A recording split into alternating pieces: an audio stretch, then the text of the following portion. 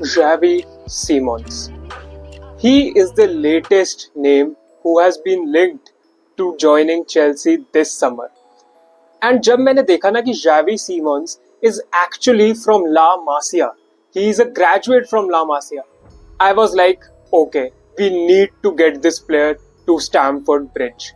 Oh, by the way, don't get me wrong, not every player from La Masia makes it at the very, very top level.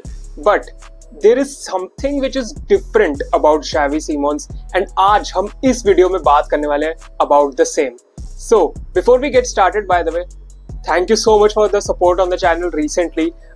तुमने अभी तक like नहीं किया है video को, subscribe नहीं किया है चैनल को, बट तुम कंटेंट देखते हो तो please do so. It helps us really really a lot, and do comment about the video. And now let's get straight into the video. So, as I said, Xavi Simons is from La Masia, so automatically this guy has a footballing brain. And मैं सिर्फ इसलिए नहीं कह रहा हूँ कि वो ला मासिया से है सिर्फ इस वजह से. श्योर वो फैक्टर प्ले करता है, बट अगर तुम देखोगे ना Xavi Simons का game, you just know this guy has a football IQ, a genuine high football IQ, and he can play anywhere across the front line. He is a very very versatile forward जो कि left wing operate करता है. Not exactly left wing, he is more like a left sided forward जो कि एक number 10 और attacking midfield वाले आ सकता है करके, but more or less he can occupy that left hand side. उसके बाद he can operate as a right winger as well, and he can also play in that number 10 role. Center forward maybe sometimes, but primarily in number 10 position, right wing spot and the left wing spot is where he does his best work.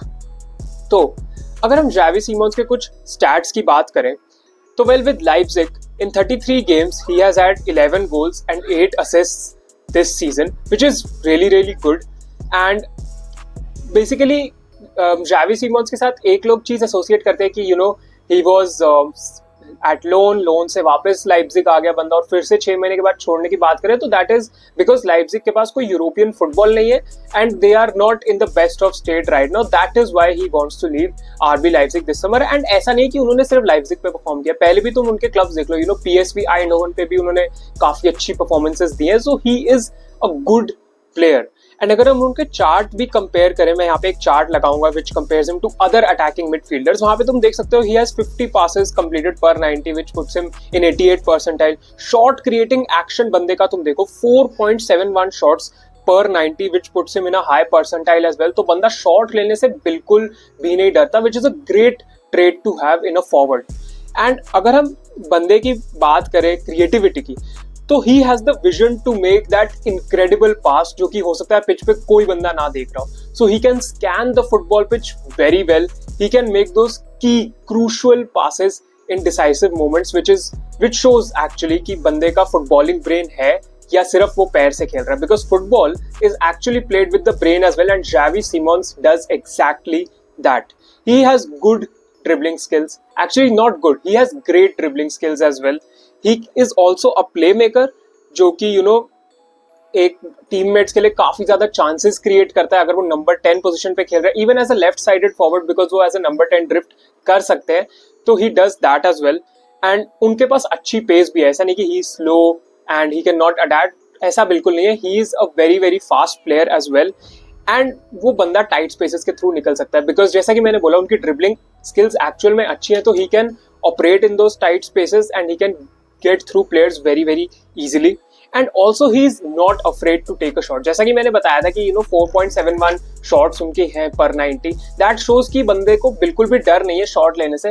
And तुम उनके कुछ goals जाके देखोगे ना तो तुमको समझ आएगा कि ये मैं क्यों कह रहा हूँ. जैसे आउटसाइड ऑफ द बॉक्स बंदे ने मारा है तो वो घबराते नहीं है शॉट लेने से. एंड अगर तुम देखो उनकी डिफेंसिव कॉन्ट्रीब्यूशन तो he tracks back really really well and he defends very very solidly for the team. जब भी टीम को जरूरत होगी कि एक बंदा पीछे फॉरवर्ड ट्रैक करे बैक एंड अपने डिफेंस की मदद करे, तो Xavi Simons does exactly that. He tracks back really really well and he can win possession back in the attacking third of the opposition as well, which is very crucial because Enzo Maresca की जो team है हमको पता है ऐसे structured है कि he wants his players to press very very high, which again makes him perfect for this Chelsea side because he can press and he is not lazy off the ball. तुम देखो Nkunku, he is lazy off the ball, and this Xavi Simons transfer is supposed to be like an replacement for Christopher Nkunku, right? Ironically, इनको भी Leipzig से ही लाया जा रहा है, but still he is regarded as a replacement for Nkunku, and Nkunku क्या नहीं करते? He does not work off the ball, right? But Xavi Simons does that really really well, and उनका defensive contribution actual में काफी ज्यादा अच्छा रहता है अपनी टीम के लिए. कुछ वीकनेस पे मैं बात करूं तो well it is simply that people think he will not be able to adapt to a physical league.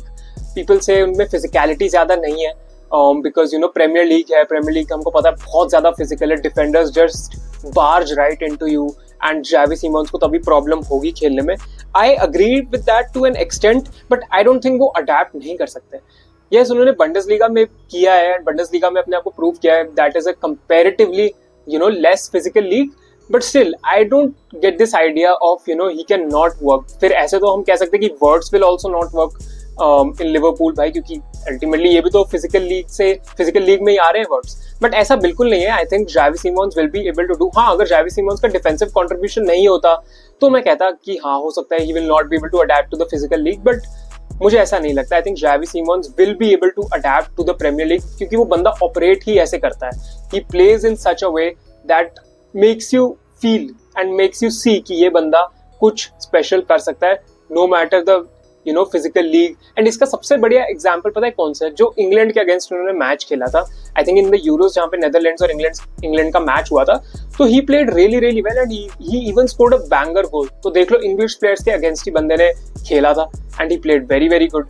तो that is why I am saying कि he will be able to adapt in my opinion to the Premier League.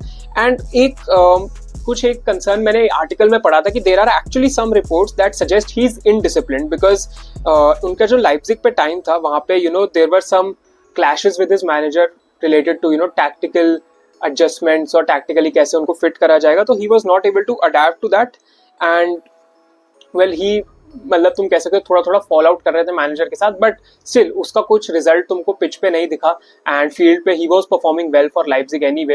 And ये सिर्फ reports हैं, तो you know based on rumours and जो हुआ इसका कुछ कॉन्क्रीट प्रूफ नहीं है हमारे पास, बट स्टिल मैंने सोचा you know because we are talking about weakness, तो it's good to bring this up as well कि ऐसा एक रूमर चला था बीच में कि he is indisciplined. But again I think Enzo Maresca की जो ये साइड है बहुत बैलेंस्ड है. There are not many egos involved and Enzo Maresca will be able to deal with him अगर ऐसा कुछ होता भी है तो.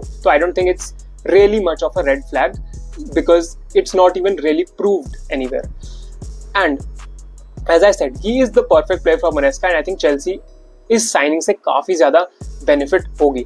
एंड अगर हम प्राइस टैग की बात करें तो वेल Xavi Simons का प्राइस कुछ 50 to 60 मिलियन यूरोज में कोट किया जा रहा है, which is a good deal, great deal actually for a player like Xavi Simons who is only 22 years old, has a lot of potential in him. You know, जैसा कि मैंने बताया उनके ट्रेड्स, इतने सारे ट्रेड्स के साथ वो बंदा आता है, तो 50 to 60 million euros I think is a very very good price. Yes, लोग मॉर्गन रॉजर्स लेने की बात करें and even I am you know an advocate for him कि Morgan Rogers is a better signing, या मॉर्गन रॉजर्स ऑब्वियसली एक world class talent है, Villa पे प्रीमियर लीग प्रूवन है सबसे बड़ी बात तो. बट मॉर्गन रॉजर्स के साथ क्या है ना कि Villa I don't think they would sell. Morgan Rogers is like the main player for Aston Villa and उनको वहाँ से Chelsea अट्रैक्ट करने के लिए Chelsea will have to pay up to I think 90 to 95 million euros या 80 to 90 million euros के mark में पे करना पड़ेगा, which is a huge amount of money. and अभी हमारे जैक्सन भी सोल्ड नहीं हुए हैं, Nkunku भी सेल नहीं हुए हैं, तो that shows कि maybe Chelsea are you know leaning towards a more viable option. और हाँ, ये भी हो सकता है कि Chelsea end up getting both Xavi Simons and Morgan Rogers, ये भी हो सकता है, ये भी ध्यान में रखो. एंड ये हो जाए तो भाई फिर तो बहुत ही बढ़िया, that is absolutely amazing, I will be buzzing then. लेकिन अभी के लिए आई थिंक जो साइनिंग अभी हम जरूरी कर सकते हैं वो Xavi Simons है. जैसा कि मैंने तुमको ट्रेड्स में भी उनके बताया कि he is a very very good player and अगर मॉर्गन रॉजर्स आते हैं तो he would only add to this and vice versa. अगर मॉर्गन रॉजर्स के बाद Xavi Simons आते हैं तो वो भी ऐड करते हैं. All it depends is on कि निकोलस जैक्सन लीव कर रहे हैं या नहीं, बिकॉज हमको पता है Nkunku तो पक्का से जा ही रहे हैं. तो that was my video about Xavi Simons and what I think about him. Personally, I think he's a very, very talented player and we should all be excited as Chelsea fans if Chelsea goes and finally signs him. So that is it for the video. Thank you so much for watching guys. Like करना video को, subscribe करना channel को जैसा कि मैंने पहले भी बोला, and let me know your thoughts about Xavi Simons to Chelsea. Are you an advocate for him? Do you think he'll come good at Chelsea? And yeah, let me know. Bye bye. Peace out. Take care everyone.